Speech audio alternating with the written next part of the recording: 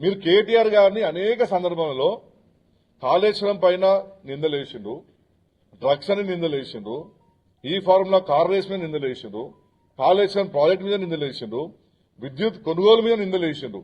మీరు వేసిన ప్రతి నిందకు కేటీఆర్ గారు ధైర్యం అంటే ధైర్యంగా జవాబు చెప్పడం జరిగినది. మీకు కేటీఆర్ గారు అన్న మాట ఏంది, నీ మీద అభియోగాలు ఉన్నాయి అంటే జవాబు చెప్పాలి దాన్ని. నువ్వు అటని చెప్పి వచ్చి మా మీద అటాక్ చేస్తావా? అంటే మేము పిరికి పొందినావా టీఆర్ఎస్ పార్టీ కార్యకర్తలు? దమ్ము ఉంటే చెప్పి అటాక్ చేసి చూపిస్తాం మా తల కింద. టీఆర్ఎస్ భయపడతావా? ఏమైంది నీ నచ్చి కొడితే? కారు అద్దాల వల్ల కొట్టి కొత్త కారు కొనుక్కుంటాం. ఏం అయ్యేది మాకు? వచ్చి ఫర్నిచర్ తగలబెట్టిపోతారు. ఏమైతుంది ఫర్నిచర్ తగలబెట్టిపోతారు? ఎవరు బదనామైంది వాళ్ళ? మీ బీజేపీ బదనామైంది.